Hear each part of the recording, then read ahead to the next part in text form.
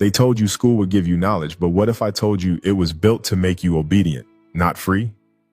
From the moment you sat at that desk, the system began its work, teaching you how to follow, not how to lead, programming you to compete, not to connect, rewarding silence, obedience, and memorization instead of wisdom, purpose, or truth. You were trained to be useful, not powerful.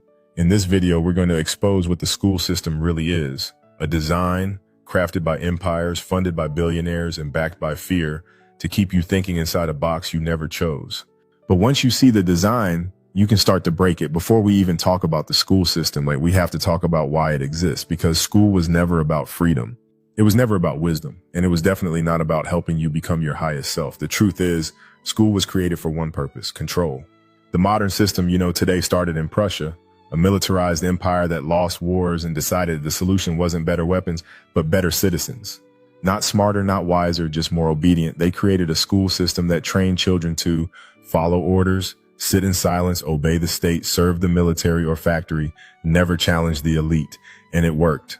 In the 1800s, American elites, including Horace Mann and John D. Rockefeller, imported this model to the U.S. Rockefeller even said, "I don't want a nation of thinkers. I want a nation of workers." Now pause. Ask yourself, why would the richest men in the world fund free schooling if it actually made people powerful? Because it didn't. It made them programmable. Now let's talk about Africa and the Caribbean. When colonizers invaded, they didn't just bring guns, they brought schools. Missionary schools, boarding schools, government schools. And their goal was not to educate, but to erase your language, your ancestry, your spiritual power, your memory of who you are. They replaced sacred knowledge with Christian doctrine, English customs, Western obedience, European superiority. They trained you to admire the colonizer and doubt your own bloodline. That's not education, that's mental slavery. And even now in 2025, the blueprint hasn't changed. Schools still punish creativity, reward silence, hide your history, and teach you to chase degrees instead of purpose. They teach obedience, not liberation. They teach memorization, not manifestation.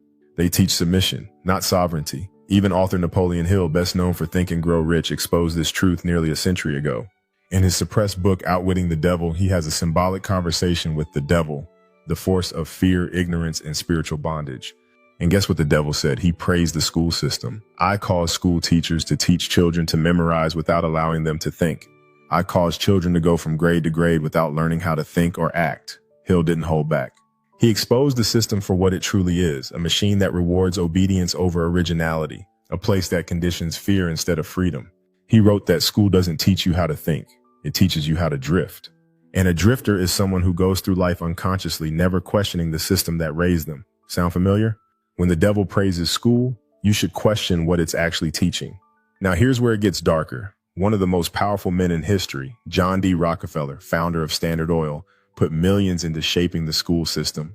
In 1902, he created the General Education Board, not to empower people, but to create a disciplined, obedient workforce for America's booming industries.